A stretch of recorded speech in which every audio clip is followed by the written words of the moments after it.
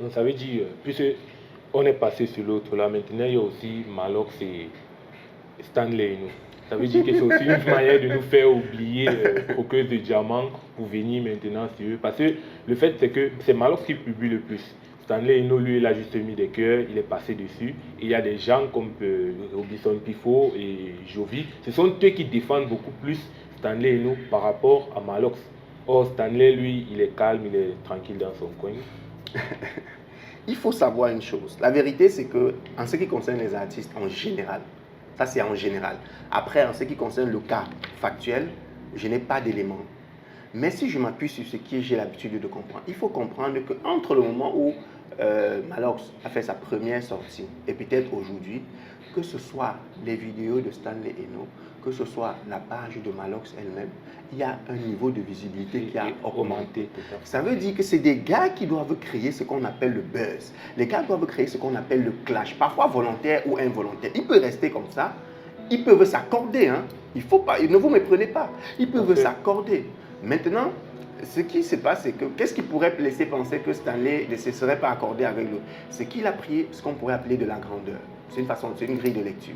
Il a décidé de dire, ok, dis tout ce que tu veux sur moi, mais je te rassure que je t'aime. Il a mis le cœur et il est sorti. Et il y a un autre gars sur Internet, où c'est Pepa Zouzoua, qui a fait son texte, que j'aime bien suivre sa page parce que ça me permet aussi de me relaxer de temps à autre. Il a fait un texte, il a dit que non, comment Stanley Eno peut mettre seulement les cœurs alors que nous on avait besoin d'un réel clash? C'est pour meubler les gens. Maintenant, après Jovi et Robinson, il faut savoir que Robinson Pifo, c'est qui? Ce sont des influenceurs, enfin des gars qui s'amusent sur Internet. Ils gagnent de l'argent avec. Donc ils sont au travail. Donc ce que je veux que vous gardiez en mémoire, c'est que ces gars sont en train de travailler. Il fait une vidéo pour tirer entre guillemets, que ce soit sur Malox, que ce soit sur qui. Mais qu'est-ce qu'il fait? Vous venez, vous regardez sa vidéo, il monétise sa page, il est au travail. Donc tous les contenus qu'il produisent, ce sont les producteurs de contenu. Et ils ne loupent aucune occasion pour produire le contenu. Donc ça fait que moi, personnellement, quand je regarde, est-ce que c'est pour faire disparaître un autre buzz? Pas forcément.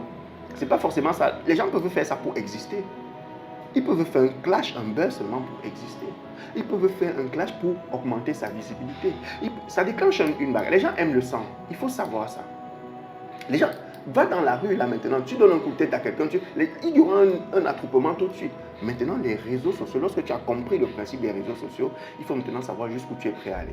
Est-ce que tu es aussi prêt à bagarrer? Maintenant, il y a donc une autre forme de visibilité. Celle-là, celle que Malox et éventuellement Jovi, Robinson Pifo et Stanley Eno sont en train de faire actuellement, c'est eux, ils ont choisi leur couloir. Il y en a qui ont décidé de se déshabiller. Il y a cette jeune fille dont je veux même pas qu'on cite son nom, qui s'est déshabillée à un certain moment sur les réseaux sociaux et elle est partie d'une part de 5 000 abonnés à peut-être 200 000 abonnés. Il y a des marques qui lui ont donné le contrat de représenter leur téléphone. Je veux dire que il faut comprendre le principe. C'est maintenant chacun qui sait jusqu'où il est prêt à aller pour se déployer sur les réseaux sociaux, pour avoir sa visibilité. C'est chacun qui va savoir où il est prêt à aller. Est-ce que tu manges de ce pain? Moi, j'ai vu un gars dont je suis aussi souvent la page du manteau officiel, pour ne pas le nommer.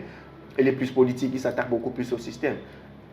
Un pari sportif, une entreprise de paris sportif l'a contacté pour qu'il ait aussi un code. Il a refusé, il a publié un texte, il a dit merci de m'avoir sollicité, mais je ne veux pas. Ça veut dire qu'il y a des gens qui ne veulent pas manger de ce pain-là.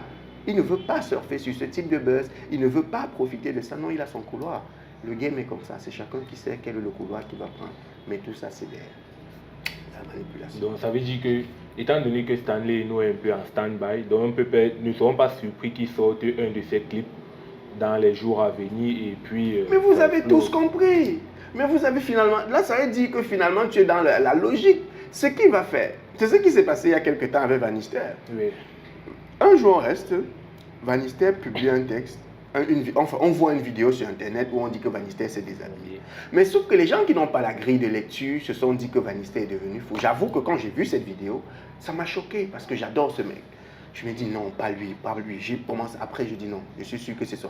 Et du coup, je me suis rappelé d'une vidéo, d'un texte qu'il a produit il y avait quelques temps avant. Dans ce texte, je pense qu'il disait, je sens qu'il va m'arriver quelque chose. Oui. Il a produit un petit texte qui dit que ouais, je sens qu'il va m'arriver quelque chose. Après, il n'a plus rien dit. Oui. Et puis après, j'ai vu la vidéo. Quand j'ai fait le lien des deux, j'ai dit, oh, qui se paye pas nos têtes. Même si dans sa sortie, il a dit que c'était quelqu'un externe qui a filmé et qui a publié. On sait, c'est une stratégie de communication. C'est parce que tout le monde, on aime voir les gens souffrir. Et ils ont compris ça. Et à partir du moment où tu fais ton business dans un environnement comme les réseaux sociaux, où tu sais que les gens aiment voir les autres souffrir, tu as choisi de jouer ce jeu. Et tu viens alors avec ce que les gens aiment. Et tu leur donnes ça sur la face. Pendant qu'ils courent, toi tu es en train de grandir en visibilité. Normal, Manister, il est en Europe, j'ai vu, il est en train de faire une tournée européenne. Je veux dire que oui, c'est des choses, on va voir, on attend, on sera là peut-être dans quelques jours, le gars va sortir quelque chose. Peut-être quelque chose qui serait en réponse à ce... Alors c'est un truc qu'ils avaient conçu, sur lequel ils travaillent peut-être depuis donc, tout ce qu'on est en train de voir là. Ce sont les non-initiés, je vais dire ça comme ça, qui sont en train de croire qu'il y a vraiment... Non, c'est seulement on sait qu'ils sont en train de... Ils sont en train de s'amuser, ils sont en train de faire leur business. Appelle ça comme tu veux, ils se payent ta tête, ils sont en train de faire leur business. C'est le business. Ils sont au boulot. C'est les autres qui regardent et qui jouent le... Non, ils sont au travail, ils sont en train de travailler. Les autres sont en train de s'engueuler, de faire les machins. Et ça, chacun prend position, on voit les internautes. Et toi, tu as construit la maison, tu as fait quoi? Ils sont en train de se marrer. Quand ils finissent ça, ils s'appellent, ils se moquent de tout ça, ils rient. Et puis, c'est le business, mon gars. C'est le business.